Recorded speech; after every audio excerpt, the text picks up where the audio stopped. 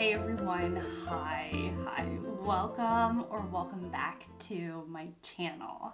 Today I am doing my annual best books according to the New York Times and New York Public Library ranking. So what happens is that there is a collaboration between the New York Times, the newspaper, the New York Times, and the New York Public Library to come up with the 10 best illustrated picture books. And what they do is that near the end of the calendar year, they put out the list. And what I do is I order as many as I can from the library and fill in the gaps with my own budget in order to get all 10 in my hands. And then I read them, review them for you, and I typically rank them. Now, this year, as many years, this is my third video of this, and I will, if I can remember, I'll put this in a playlist. But what I do is I rank them, and as I always say, I think in my previous two videos, is that there really aren't any poor picture books. Like, there's no picture book that isn't gorgeous or stunningly beautiful or has a very particular aesthetic point of view. All of these picture books are gorgeous. And so really when it comes to from, least to best, it's really how it aligns with my aesthetic, how the book touches me in some way. And so, take the ranking with a bit of a grain of salt. And I'm trying to think what else. Oh, and one of the things that I love about this particular list from the New York Times and New York Public Library is that they tend to be quite global. The art styles are very varied. They vary quite a bit. They're very distinct. And as I said before, there is a very specific point of view. So I really love in each picture book, and then each picture book has a different point of view. So I feel like you're getting a very beautiful and textured and gorgeous list. And anyway, so let's just get started. So starting at number 10 for me, it is going to be a book by two North American indigenous persons, one of which is a songwriter named Buffy Sainte-Marie, and the illustrator is Julie Flett.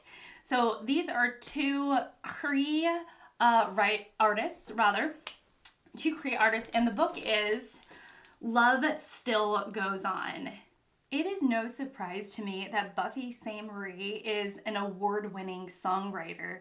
This book is so lyrical. It is so beautiful in that at the heart of it, it's saying that love goes on and on and on. It is talking about the endlessness of love through all seasons, through the calendar year.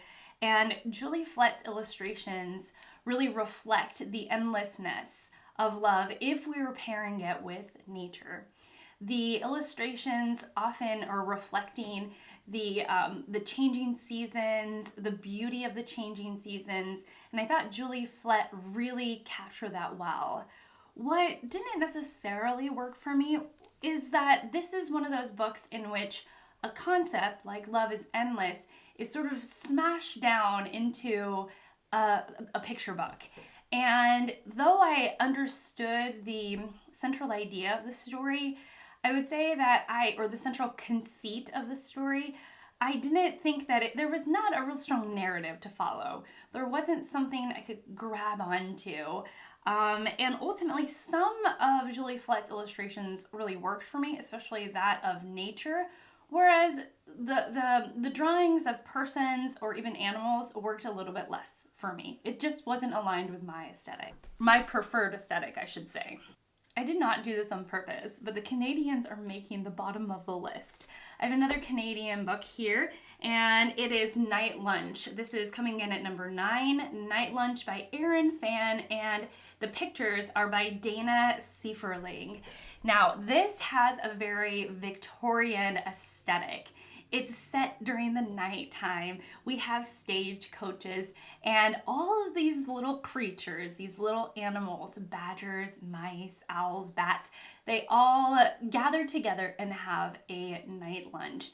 And at the end of it, you think that there might be one little creature left out, and much to our surprise, he's not. What I liked about this was that I like animals dining in. I like this idea of these Victorian animals having a meal together, or like these anthropomorphized animals set up during Victorian times eating together.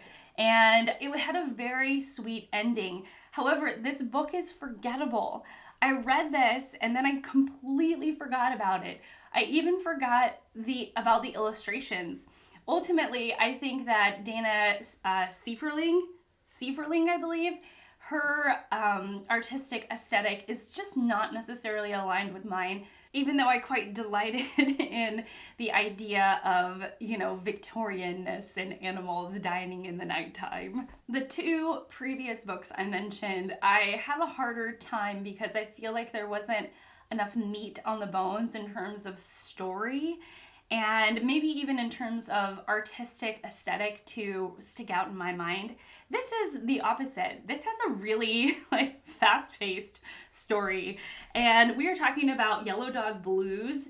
The story is written by Faye Duncan, and it is illustrated by Raschka, who is an award-winning illustrator. It's done in this almost this sewn style, this tactile. What is it? I don't even know what this is called. Let me see. I think is it called cross stitch? It's done in this stitched style. And I thought the illustrations were very inventive.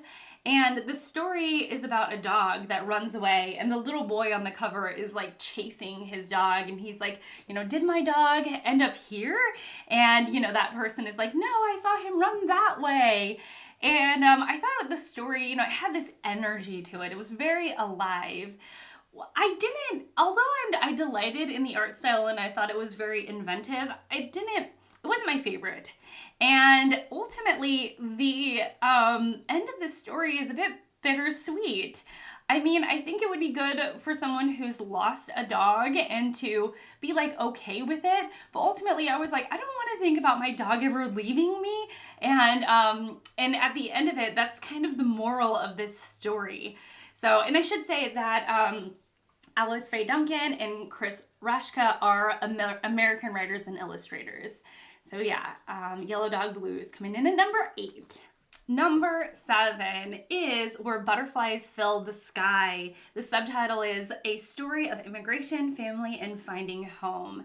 This is written and illustrated by Zahra Marwan. Now, Zahra Marwan is a Kuwaitian-born writer and illustrator, and she moved to New Mexico in her childhood, and this book captures that story.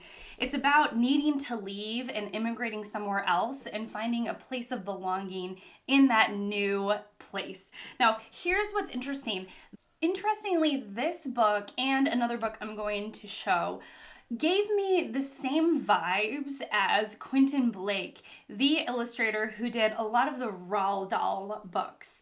And there is something really, I grew up on Roald Dahl books. One of my favorite books growing up was Matilda. And so especially the characters reminded me of Quentin Blake rather. And there was something really enjoyable about that. I loved the way that she depicted her human characters. I thought they were inventive, memorable, and just absolutely stunning. I especially loved the depiction of her aunts. They're like these women all in black with black hair. I just love the way that she drew them, and that's really what stands out in my mind. I love that it was an immigration story, and that ultimately at the end of it all, it's really about finding your place in a new world. Number 6, we have The New Rooster by Rilla Alexander. Now, when I was looking up Rilla Alexander, it says that she has lived everywhere. She's lived in Australia, the United Kingdom, Germany, Switzerland, Denmark, and in the US. So I'm not exactly sure where she self-identifies as being from, but I will tell you this book is fantastic. Although the art style is quite simple and straightforward, I think it is very effective and very, very memorable. And it is about a rooster who's trying to wake everyone up in the morning and can't quite do it with his crow or with his, cock-a-doodle-doo kind of thing. And he has to sort of figure out a different way to get everyone awake. And the way that he does it actually unifies everyone. And it was both poignant and funny. And if you know me, I really love something with a lot of humor in it. And so I thought this was just a delightful book with delightful illustrations. Top 5, woot woot! All right, this next book is, I initially thought this was my other book that looked a bit like Quentin Blake, but as I look at it now, I'm like, what was I thinking? It's not really Quentin Blakey, but a beautiful art style nonetheless.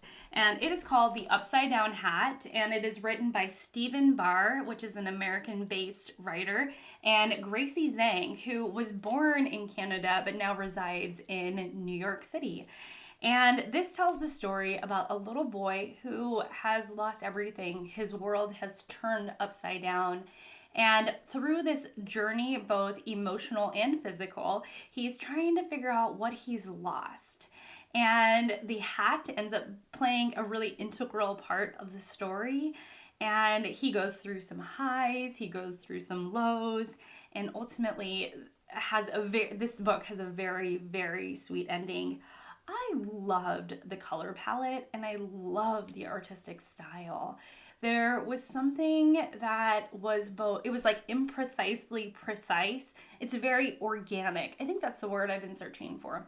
Very organic. And in this style, I just thought it worked so well.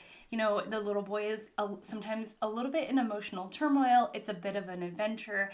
And there was something about these colors that she chose, this pink, green, blue, and then there's like this dark inky black that she has that is so textured and so beautiful that I was mesmerized throughout. You know that this is a darn good list when Sophie Blackall makes the number 4 slot. Sophie Blackall's Farmhouse comes in at number 4. And the best way to describe this is that Sophie Blackall, at the end in the author and illustrator's note, she's the author and illustrator of this book. In the author's note at the very end, Sophie Blackall talks about her love for old things and to respect and honor the life of an old thing.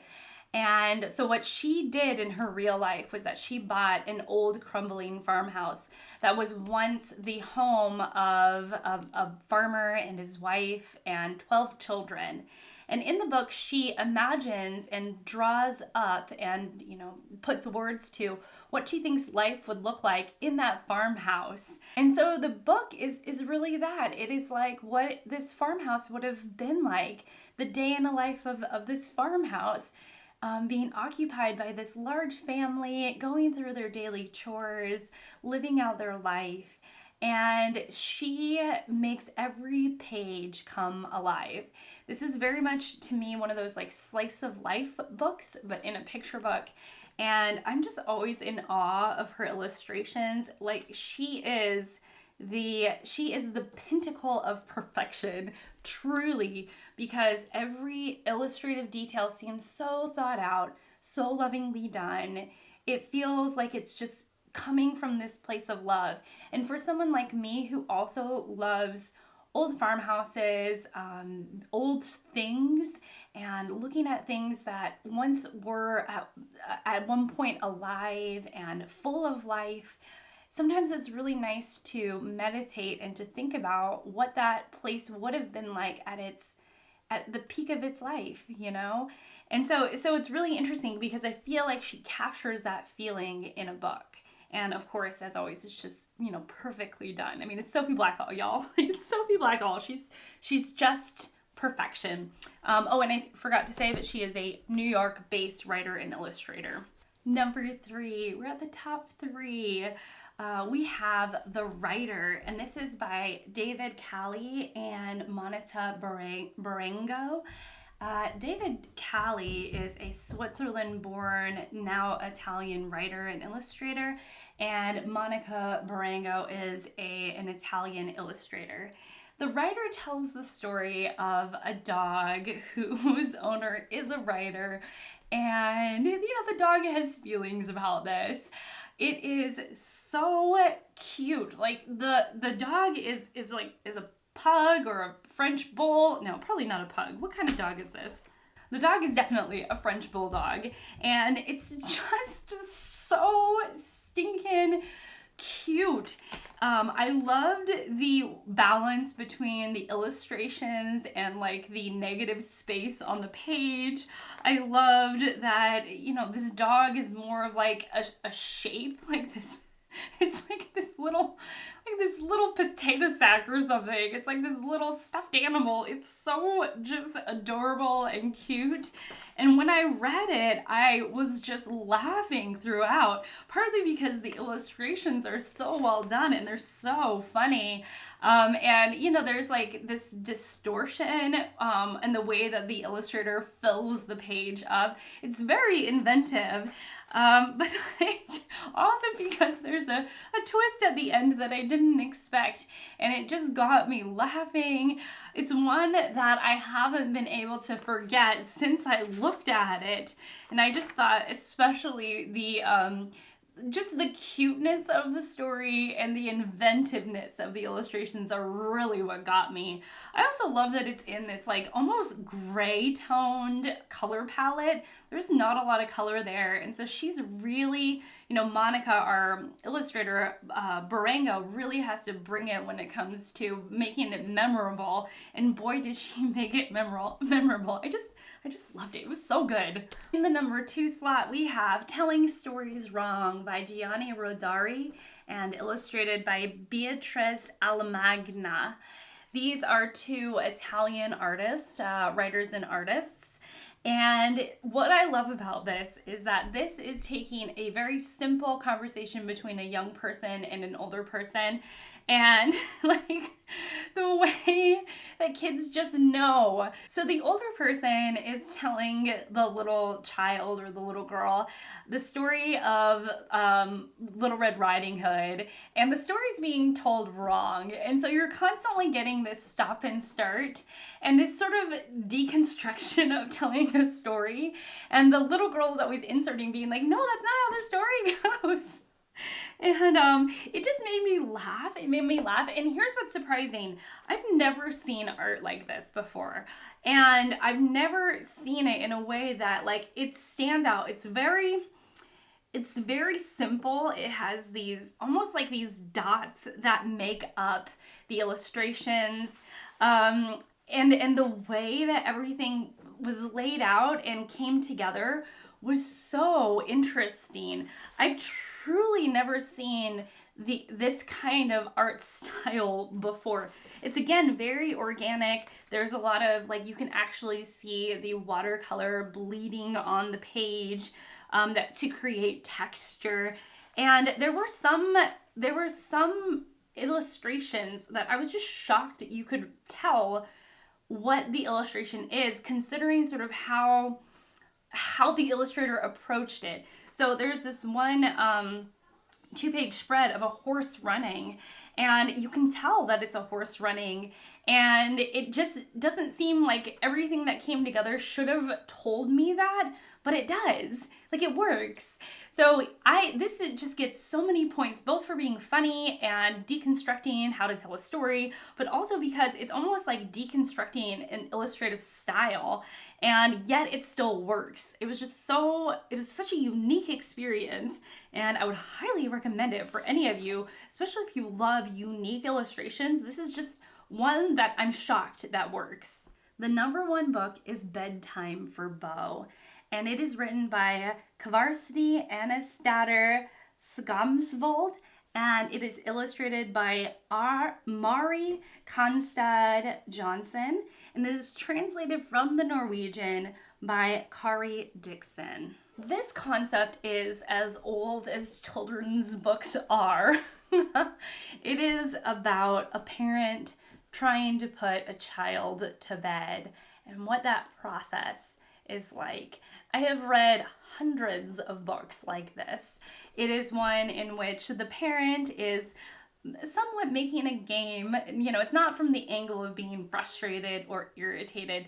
It's coming from the angle of a little boy sort of leisurely getting into the bath and, you know, thinking about animals during this bedtime routine, and the mother playing along with his silly questions, and that process of putting your child down to bed. And here's what I loved about it. The illustrations, there's like this tactile feeling of this extremely large book. This book is massive, and the pages of the book are just so well done. It's like you're looking at this large, blot of color, and these really beautiful animals that are taking up 2 pages of the book. And she's using every nook and cranny to cram in this like gorgeous, rich, deep blues and greens and reds. And there's something also like a little bit muted about the colors. Like they're not the primary colors. They're a little bit grungy, which I really loved. But also there is like this realistic idea about putting your kid to bed, and maybe instead of getting frustrated, which is sometimes what I do, like going with it and, you know, letting kids be kids and letting them think about what they want to think about and indulging them in that. And of course, this little boy is thinking about animals. And so there's just like these massive, beautiful animals on the page. And the art style is extremely inventive. There is, again, an organic quality to it all. Like she took, like the illustrator took a piece of charcoal or like inky crayon, almost like some sort of substance in which you can really see the strokes of the lines on the page. And there's something I really like about that. It's like, it has that like quality, like human quality to the art. Like not everything is like perfected and crammed down, but it's also just, I don't know, there was just something I cannot let go about this book because it's so big and so beautiful and feels in a way both a celebration and a childlike funness. That's not a word. A childlike sort of curiosity throughout that fills the pages. I just loved it. And I like that the little one is like, you know, just so cute looking. And the thing is that when I first got it, I was kind of like, I don't know how much I'm gonna like this book. I don't know. And then I got into it and I read it. And not only was I delighted by the illustration style and her approach to telling this sort of age-old tale of getting ready for bed, especially for kids, but also that the illustrations stuck with me. I thought about Bo. I thought about the mother. I thought about these animals that she drew, and like they were imprinted on my brain and they couldn't go away. And so at the end of the day, I just loved it. I just thought it was fantastic. And it worked so well. And it's just got this quality of art that I love. You know, just see me. I'm going to just be I'm going to be deconstructing the book so I can frame up the pages to put them in the room. I loved it that much.